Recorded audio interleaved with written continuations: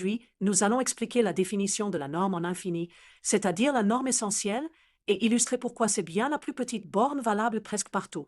Par définition, la norme en infini de f, notée norme infinie de f, est l'infimum des m positifs tel que la valeur absolue de f est inférieure ou égale à m pour presque tout x de l'espace. Deux conséquences importantes. A. Pour tout epsilon strictement positif, on a f, x, moins ou égal à norme infinie de f plus epsilon, presque partout. B. On ne peut pas remplacer la norme par un m plus petit et garder la propriété presque partout. Autrement dit, tout m strictement inférieur produit un ensemble où f dépasse m d'une mesure non nulle. Pour bien voir la différence entre borne supérieure usuelle et borne supérieure essentielle, regardons un exemple visuel. Considérons une fonction qui vaut 1 presque partout sur l'intervalle 0,1, sauf en un point où elle prend la valeur 5. Ce point isolé à mesure nulle. Ici, la borne supérieure usuelle de f est 5, parce qu'il existe au moins un point où f atteint 5. Mais cet endroit est un point isolé de mesure 0, donc il n'affecte pas la condition presque partout.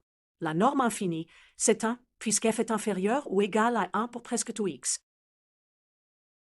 Maintenant, modifions la fonction. Au lieu d'un seul point, faisons un petit intervalle où la fonction vaut 5. Même si l'intervalle est très petit, il a une mesure strictement positive. Cela illustre la propriété B. Si on prend un m strictement plus petit que la norme infinie, alors l'ensemble des x tels que f, x, est plus grand que m à une mesure non nulle. Ici, pour m égale à 4, l'ensemble x, f, x, 4 contient l'intervalle où f vaut 5, donc il a mesure positive.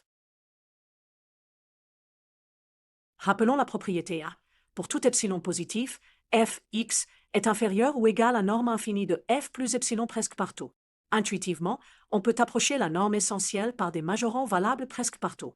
La propriété B se lit aussi comme une contraposée. Si m est plus petit que la norme en infini, alors l'ensemble des points où f dépasse m ne peut pas être négligeable, il a une mesure strictement positive. C'est cela qui garantit que la norme est la plus petite borne valable presque partout. Esquisse de preuve. Si l'ensemble xf, x, m avait mesure nulle, alors f serait inférieur ou égal à m presque partout, ce qui contredirait le fait que m est strictement inférieur à l'infimum des majorants valables presque partout. En résumé, la norme en infini est un majorant valable presque partout, et c'est le plus petit L majorant au sens suivant. On ne peut pas choisir un nombre strictement plus petit qui serait encore un majorant presque partout.